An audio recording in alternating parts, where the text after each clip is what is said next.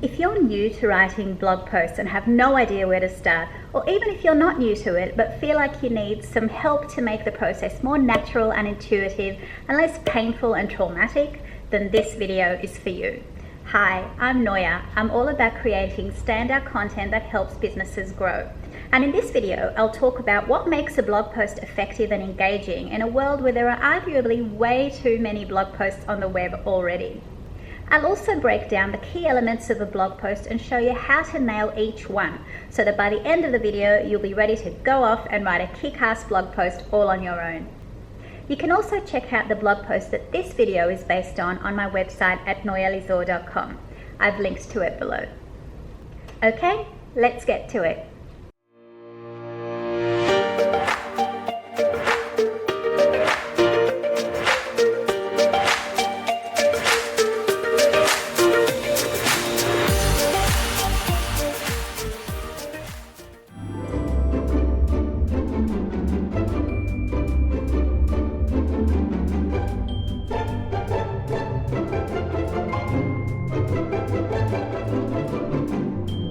About a decade ago, blogging was around, but it wasn't nearly as mainstream as it is today. And because there's way too much content out there than we can ever hope to consume, it's made us super selective about what we're willing and able to devote our attention to. Or as Gary Vee puts it, it forces marketers to master day trading attention, because our attention has become so incredibly fleeting as a consequence of content overload. It's become just about as precious to marketers as a commodity can get. It's important to bear in mind that not every post is going to interest every person who comes across it. So what you should really be aiming for is to capture the attention of your target audience. In fact, it's actually better if people who are not likely to be interested in your blog post don't click on it, because if they click on it and realize within seconds they're not interested, they'll bounce right off your website, and that's not ideal for SEO. So the more precisely you can appeal to your target audience using your blog post headline and feature image, the better the odds that the right people will click through to read it. Okay, now let's get to the nuts and bolts of writing a blog post.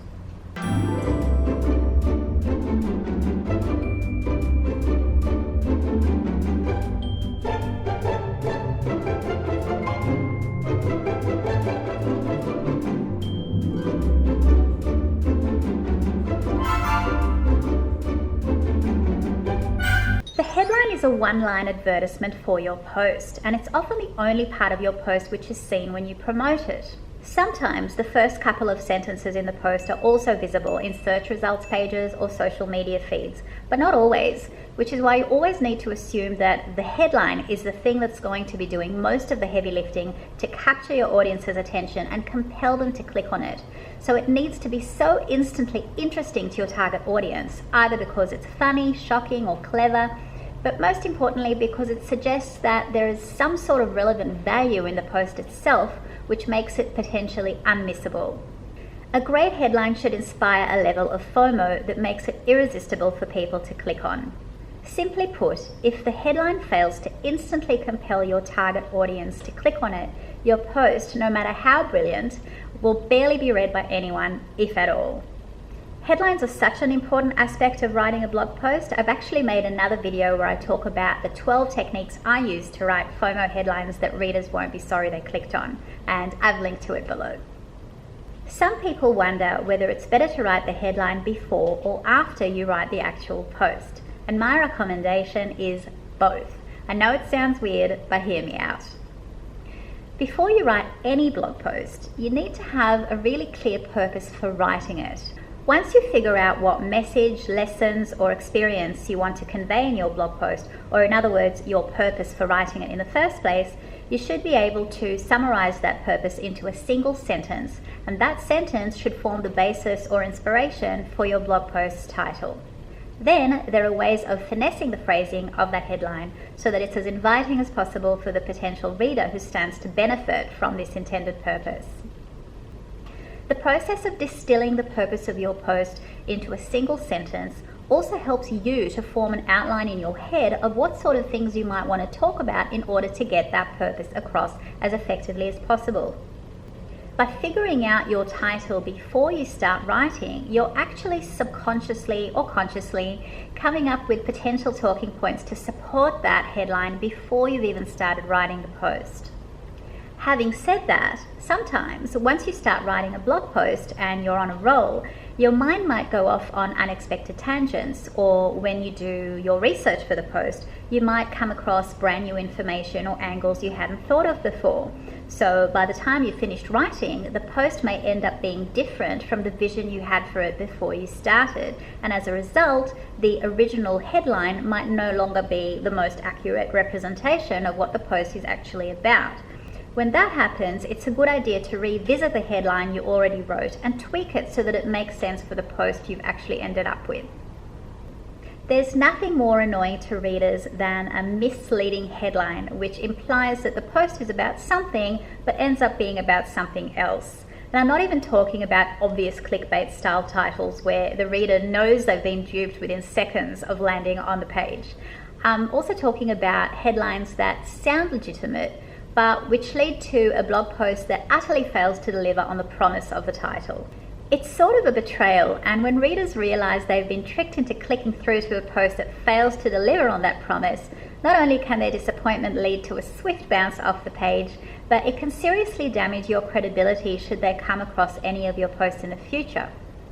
It's better to write an accurate and honest headline or title for your blog post, even if it's low on wow factor, than to exaggerate or mislead readers by jazzing it up too much, knowing that the content on the post doesn't live up to the value that's implied in the title. Although blog posts are written in order to be read, humans are visual beings, and we're far more likely to be drawn to a piece of content that pops up in our social feeds if it's accompanied by a captivating image that inspires an emotional response like empathy, outrage, surprise, or even simply an, "Ooh, that looks interesting, I wonder what that's about." Images have become more than just visually pleasing elements inserted randomly throughout copy-heavy blog posts. The feature image you choose for your post, which is the one that's also visible when you promote it on social media, is essentially part of an ad for your blog post, which is why it's worth investing time and sometimes even a little money to source the perfect image to sell your post, because that's basically what the feature image is doing. The visual aspect of your blog post is actually so important. I personally believe that when you think about writing a blog post, it should always go hand in hand with choosing at least one amazing feature image to go with it. Because if you put a whole lot of thought into writing the blog post and then slack off when it comes to choosing the image that's going to be selling it to your potential readers in social media, you're risking people overlooking the post altogether. And then it won't matter how great the content is because they'll never see it. Together with a killer headline, the appeal of a feature image or lack of it can be the difference between someone clicking through to read your post or scrolling right past it and onto something else that looks more inviting. Luckily, there are so many resources online for finding images for your blog post, both premium and free. And when you know it, I've written a blog post about that too, which includes a mega list of stock photography sites and image editing tools. I've linked to it below. The trick to finding a great feature image isn't just to find a beautiful image, but to make sure it perfectly represents what the post is about. Sometimes it's appropriate to choose a photo that literally represents the subject of the post as closely as possible, because the image is there to support or reinforce the headline, and it needs to communicate the gist of the post in a split second. But there are certain times where choosing an image that complements the headline metaphorically is actually more intriguing and effective, because it forces readers to think about it and work out the connection of the image to the headline of the post for themselves. So tip number 1 is to always be mindful of when it makes sense to choose a more straightforward image and when it's better to choose something more creative and impactful. The second tip is to always make sure you understand the type of license associated with the images you choose. Every reputable stock photography website should have a link to information about what's permissible under their license and how to attribute the image correctly if required. If the license doesn't require crediting the source, you can omit the credit or add it anyway just to be nice to the photographer. The third tip is to reuse your feature image in a variety of ways throughout your post, including adding your own touch. If you've already taken the trouble to find, not to mention pay for, a photo for the purpose of using it as the feature image, then why stop there? Get as much mileage out of the photo as possible by incorporating it into the post itself, or editing it to give it your own personal touch by adding a quote on top of it, or branding it either using your logo, website URL, or Twitter handle, etc. So that when you share it on social media, or other people share it on their social media, it can also serve as a little promo for your post. The fourth tip is to add motion to your images by transforming them into animated GIFs. I love creating my own GIFs. They aren't quite videos, but they're also more than just regular images, which makes them highly impactful because with multiple graphics, text layers, and motion effects, they can convey so much more than a static image and give your content an instant lift. Thinking outside the box when it comes to image selection may take more time, and it's not always easy, but it will make your post stand out from other similar posts whose feature images are ordinary, simply because their authors couldn't be bothered going the extra mile, settling in the end for a predictable and forgettable option. Many people don't even think about including an intro when they sit down to write a post. They just start yapping away about talking point number one in a series of several points they've planned for the post. So the poor readers often have no idea whether the post is actually relevant to them until they've already wasted quite a few minutes reading it. The advantage of a well-crafted intro is that it introduces the subject of your post right at the outset, and it sets some context for the readers so they know what they can expect to read about in the next minute or two, or 20 if it's a long-form post. The intro is essentially an overview of the post itself, so it should be presented in a way that draws readers in and piques their interest enough to want to read further. It's also important because, as I said earlier, in cases where the first couple of sentences are visible when you promote the post, a well-written intro can act as a preview that gives potential readers the extra nudge they need to click on it in the first place. There are a few things you should consider when writing your blog post's intro. Once your potential readers have clicked through to it from somewhere and they've arrived on the destination page, the challenge becomes engaging them beyond the first couple of lines so that they actually read the damn thing. So here are a few suggestions for writing an effective intro, and remember, it's only effective if people continue reading past it. Firstly, think of your intro as a hook for the rest of the post. How are you going to grab the reader's attention? You could use an interesting statistic, or you could be humorous or witty, or add a personal insight or experience, storytelling style that hints of what's to come in the body of the post. If you can draw the readers in at the intro stage, the better the odds they'll want to read on. That said, make sure you're not too cryptic about the premise of the post, and give readers some context by telling them what they can expect to get out of the rest of the post if they read on. Secondly, keep it as short as you can without compromising on substance. And finally, if it's a long-form blog post, consider adding anchor links.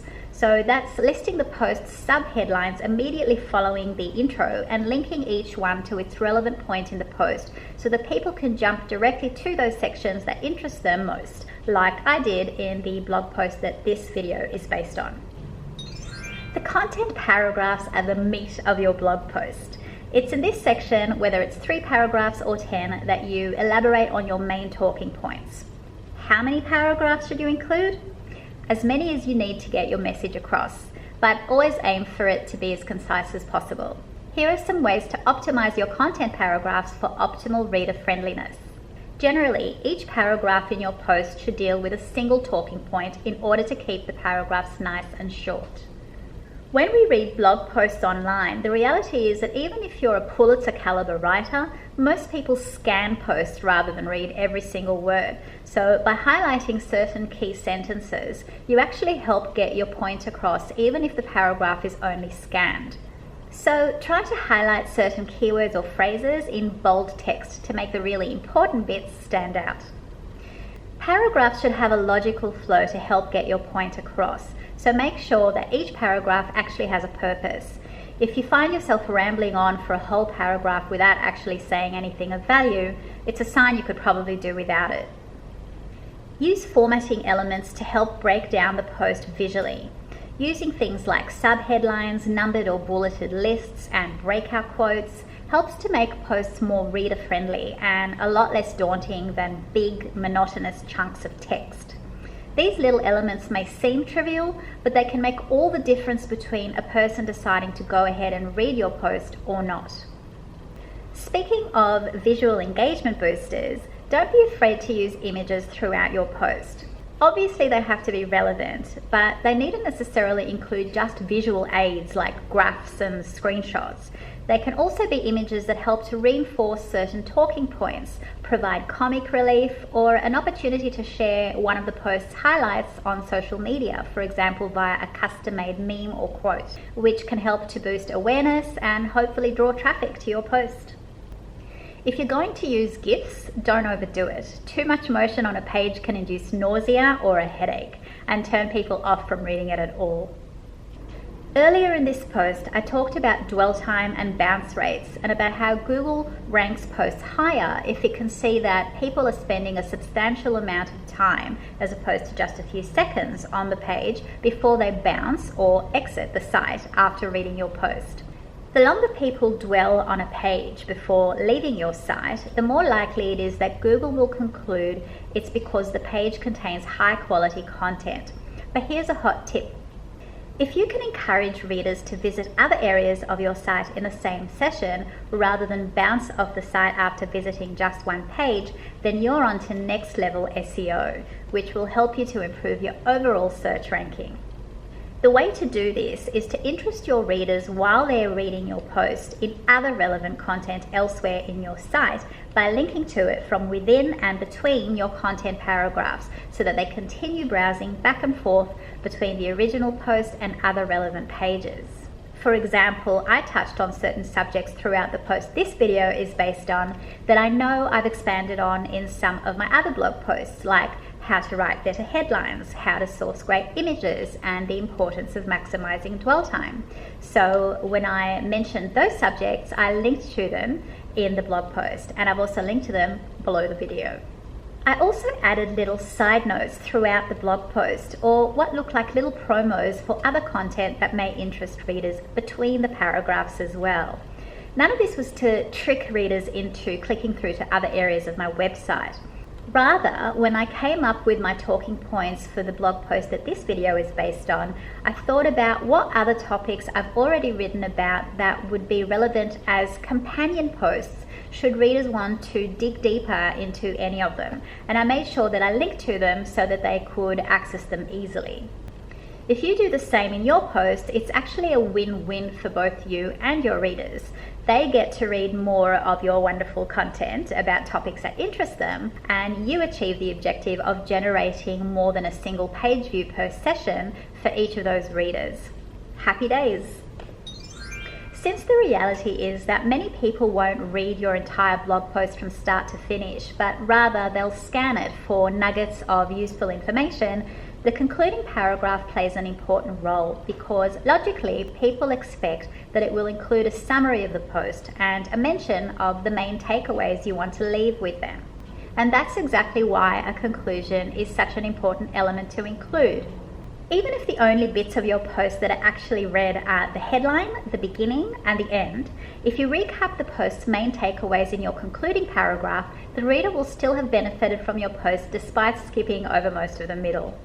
The conclusion is also the perfect place to engage readers by asking them to take some sort of action if relevant, presuming you haven't already inserted a call to action earlier in the post, like inviting them to comment, to download a relevant lead magnet, subscribe to your newsletter, or to read another related post.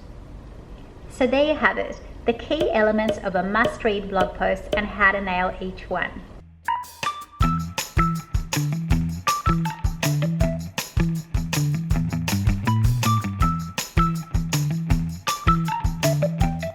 There are already many blog posts about how to write a blog post. So why would anyone in their right mind attempt to write yet another one? Why did I bother to write the post that this video is based on?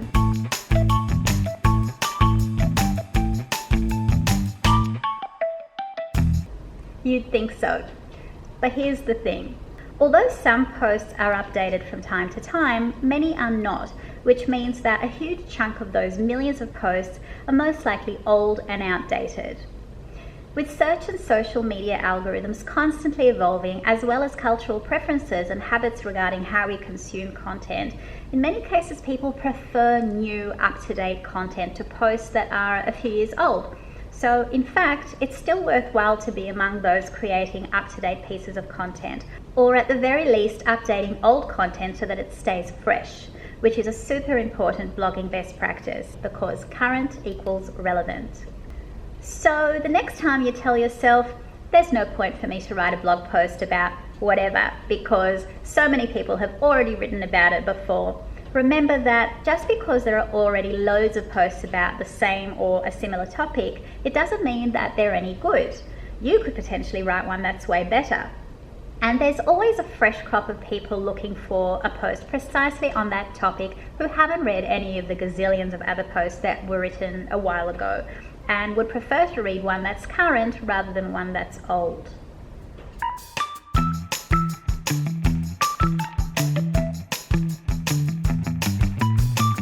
So how do you come up with ideas for blog posts? This is a conundrum that stumps a lot of people, even those who have been writing for a long time. So I'll probably make another video just on this topic, but for now, my best advice as a first step to tackling this one is to always keep in mind the niche your business is in and who your audience is. Who are your customers or followers? What are their interests and what information would they appreciate you sharing with them that might benefit or entertain them? Also, how can you deliver this information in a way that will appeal specifically to them? What aspects of your industry or of your products or services or even of complementary products or services can you write about? Where the aim is to offer your readers value with no strings attached to build trust and position yourself as an expert in your field. And if there are strings attached, meaning that you're using content as part of a sales funnel where the goal is to establish enough interest for the reader to engage even further, then what topic can you write about that might inspire them to engage with you on their way to the bottom of the funnel and hopefully to a purchase? Then try one of these methods to brainstorm ideas. Number 1, the schmoozing over drinks method. Think of approaching the task of finding something to write about the same way you might come up with talking points when making conversation with your potential customers or followers at a social or networking event. If you're passionate about what you do and what you offer, conversation ideas should flow very naturally to you. But if you can't think of anything at all to say, then I hate to say it, but maybe you're in the wrong line of work or running a business that might be a waste of your time. Number 2, the whenever and wherever list method. Make a list of topics to write about and keep it somewhere handy. I keep mine in the Notes app on my iPhone. So you can add to it anytime you think of a new topic, whether you're on the bus, in the shower, at your desk, out with friends, exercising, cooking, browsing the web, etc. Just keep writing down potential topics no matter when or where you think of them until you end up with a big fat inventory of blog post ideas. Number 3, the Google autocomplete method. Do a Google search for your niche, product or related topics and see what phrases come up in the autocomplete search suggestions.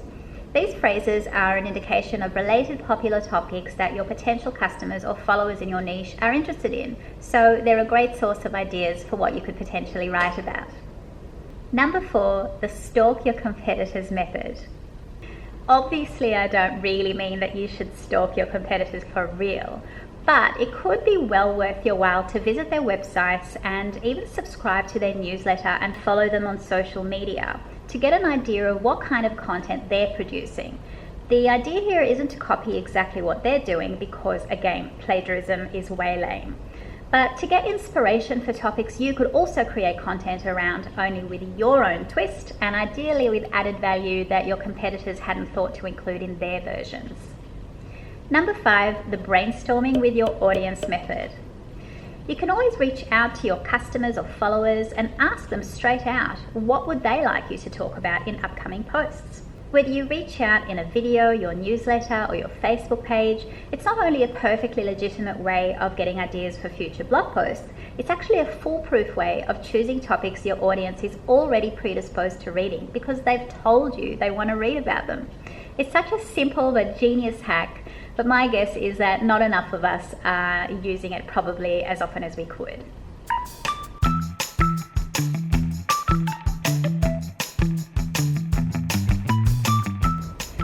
are arguments as to which type of posts perform better, long ones or short ones, and there's evidence to support both cases. Long posts seem to fare better in search engine results pages, or SERPs for short, probably because Google aims to prioritize top quality content. The more comprehensive the post, the more effort presumably went into creating it, so therefore it must be of superior quality to a 600-word post. Conversely, the main argument for short posts is that people don't have the patience to read long posts these days, so the shorter the post, the more likely it is that it will be read. I get it. I don't always have the patience to read long posts either, but sometimes once I start reading a long post that I can sense will be good for me because it feels like I'm going to learn something useful and the writing draws me in, I don't even notice how far down I'm scrolling because I'm totally absorbed in what I'm reading. Also, there are some topics you really can't do justice to in less than 1,500 to 2,000 words. But there are tricks you can apply in long-form blog posts to help readers get through them without feeling daunted. This video, for example, is based on a long-form post, and I chose a long-form format because I didn't feel I could do justice to all the material I wanted to cover if I condensed it into fewer than 1,000 words. Or I could, but then it wouldn't be as comprehensive as I'd like, and readers probably wouldn't get as much value out of it as a result. But rather than presenting it using boring chunks of just text, I also used subheadings, bold font, images, breakout quotes, and interesting side notes to keep readers engaged. It's important to remember that when you're publishing online, the way your blog post looks on screen can significantly impact the reader's willingness to read it in the first place. A long-form blog post needs to be formatted so that it's as easy on the eyes as possible, because the majority of online readers don't read blog posts from start to finish. They scan or skim them. That's not to say that no one will ever read your post in its entirety, but it's definitely prudent to assume that many people will merely skim over it in the hope of extracting maximum value with minimum effort. So always aim to create scannable content. As I mentioned earlier, Google seems to favour long-form posts, so it ranks them higher in SERPs, and they inevitably enjoy more traffic as a result, which boosts their rank even more.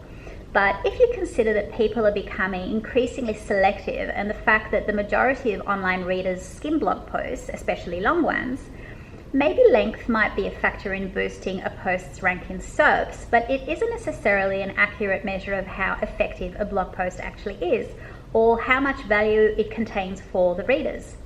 A blog post shouldn't be deemed effective because it's either long or short, regardless of where it ranks on Google, but rather because readers consider it to be a highly relevant and worthwhile read. If it's a truly top-notch post and readers give it the online love it deserves by sharing it, linking to it, etc., it will eventually climb the SERP ranks based on its own merit. One final thought to finish off. If you're still feeling a bit daunted by the prospect of writing blog posts, I want to reassure you that the more you do it, the easier it gets, especially if you remember to break down the different elements I talked about and approach them almost like a formula so that the process becomes a lot easier to manage the more blog posts you write. That's it. Now go forth and write on.